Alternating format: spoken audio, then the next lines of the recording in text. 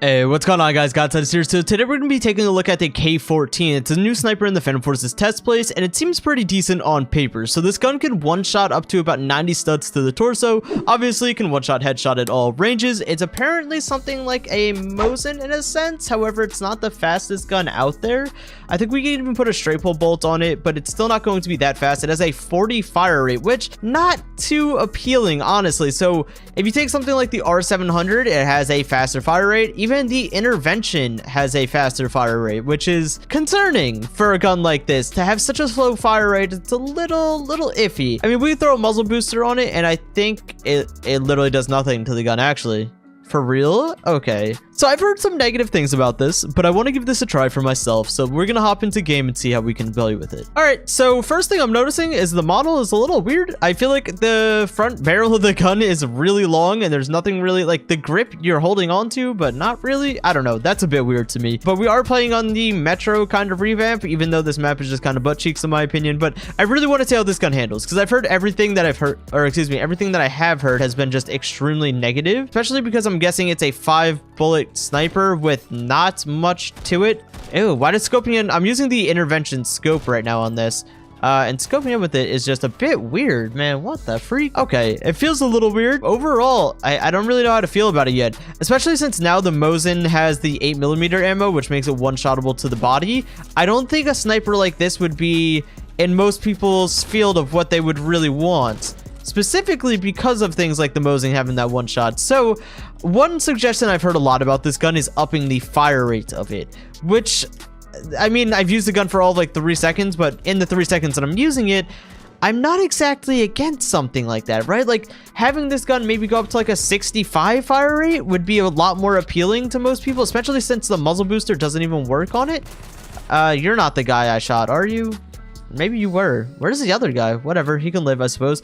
But having this go up to something like a 65 fire rate, I'm not against, honestly. Like I would be okay with that, just so it competes, right? I don't want a gun to be added, specifically a sniper to be added, and it just won't compete with the other options. You have something like the R700, which would just outclass this by quite a long shot. I mean, granted, does not have the same one-shot to kill range, and I guess that's kind of the saving grace of this gun. Didn't shoot. Not that I was going to hit him there anyways. That's kind of embarrassing. But I think the saving grace of something like the R700, or Jesus Christ, get your stuff together. The saving grace of the K14 right now is the fact that it can one-shot to the torso up to that like 90-something stud range.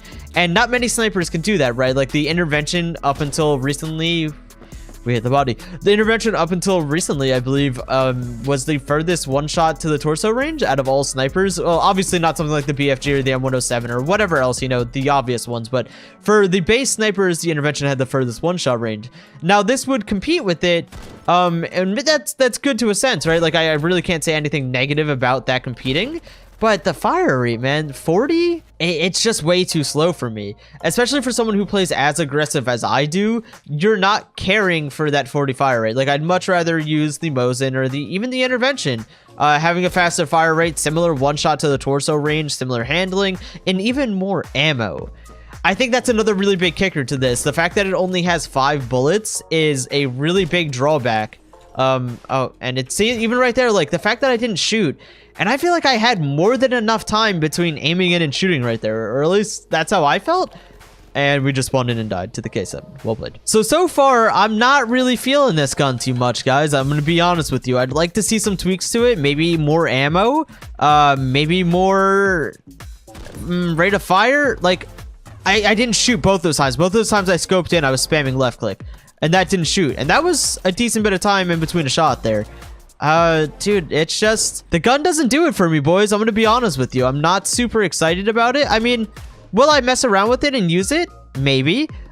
Specifically because of the one-shot body. So if I'm playing something like Metro or something, this might be my go-to pick, so I can just run through and go around body shots and CQC sniping. But for an overall sniper gameplay, I don't see any benefit to this over any other sniper in the game. And that's saying a lot because I don't like the I don't really care too much for the TRG. I don't really care about like the AWS. So to have this not really say much for a gun kind of hurts. I don't know.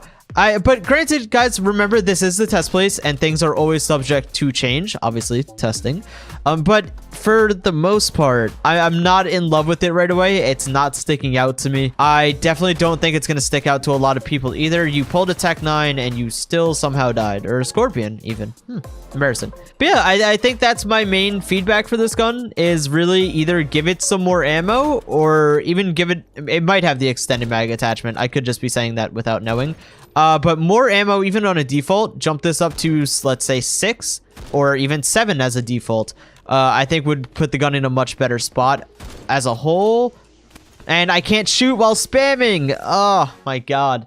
Let me actually see real quick if this gun does have extended mag. It does. Okay, so let's try this. We get 45 fire rate now instead of 40 using the straight pull bolt. And we get up to 11 bullets. Okay. So I've been talking out of my butt for the last 5 minutes. Okay, nice. Uh-oh. Uh-oh. Okay, there we go. So even now, I'm immediately feeling more comfortable with the extended mag. So I should have probably checked before talking for like 5 minutes about that. Having the extended mag, I feel a lot more comfortable now. I'm not as reserved on my shots. I'm not worrying as too much. But still the fire rate, man. I don't know.